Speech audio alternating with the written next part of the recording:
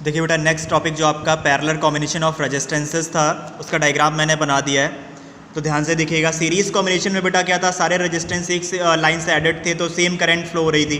But यहाँ पे इसको अगर ए पॉइंट कंसीडर कर लेते हैं, इसको बी पॉइंट कंसीडर कर लेते हैं, तो ध्यान से देखिए आपका पॉजिटिव एंड था। मैंने बताया था कभी भी अगर सर्किट कंप्लीट करना है तो एक बैटरी चाहिए और दूसरा की चाहिए, ये दोनों चीज़ें सर्किट में लगी होनी चाहिए, ठीक है। कुछ जगह पे अमीटर भी या वोल्ट मीटर आपको लगा मिल सकता है, उसका फिलहाल सिर्फ करंट मेज़र करने के लिए या डेंसिटी मेज़र करने के लिए यूज़ किया जाएगा, ठीक है। फिलहाल हम लोग इन दोनों को लगा के सर्किट कंप्लीट बोल सकते हैं। आई करंट यहाँ से फ्लो होना स्टार्ट होती है। ए पॉइंट पे आई करंट को 3 पार्ट्स में डिवाइड कर दिया जाता है। 3 पार्ट्स कौन कौन से डिवाइड किए गए बेटा, I1, I2, I3। Resistance R1 में I1 करंट फ्लो हो रही है, R2 में I2 और R3 रेजिस्टेंस में I3 करंट फ्लो हो रही है।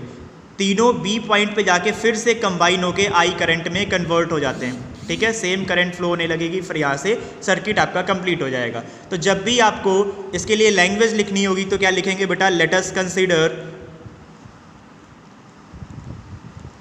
3 resistances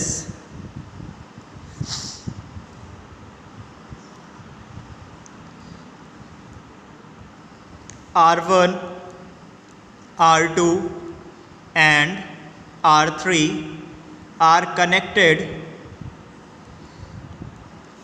in parallel combination, ठीक है। अब यहाँ पे पोटेंशियल डिफरेंस बेटा आपका सेम होगा। क्यों पोटेंशियल डिफरेंस सेम होगा, क्योंकि सभी रेजिस्टेंस में डिफरेंट करंट फ्लो होगी। जब भी current different, potential difference same हो जाएगा। करंट सेम होगी तो पोटेंशियल डिफरेंस जो होगा वो आपका डिफरेंट हो जाएगा, ठीक है। अब ध्यान से देखिए यहाँ पे, इन विच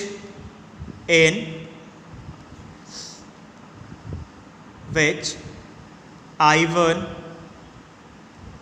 I2 and I3 current is flowing। I1 और I2 करंट, I1, I2 और I3 करंट फ्लो हो रही थी, ठीक है। If potential difference is V, if potential difference is V between A and B, A और B में पोटेंशियल डिफरेंस कितना था, V, देन बाय यूजिंग, या net current in the circuit, ये लिख देना यहाँ पे, then net current flowing in the circuit, ठीक है, by using Ohm's law,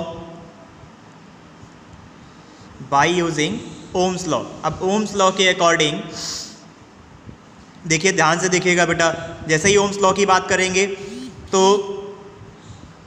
V equal I R आपका फॉर्मूला बनता है। आर डिनोमिनेटर में ले आएंगे तो क्या आ जाएगा, यहाँ से हमें करंट कैलकुलेट करना है इनफैक्ट, तो आई इक्वल हम क्या लिख देंगे, V अपॉन आर, ठीक है बेटा। अब जैसे ही आता है तो फॉर फर्स्ट रेजिस्टेंस की अगर बात करते हैं,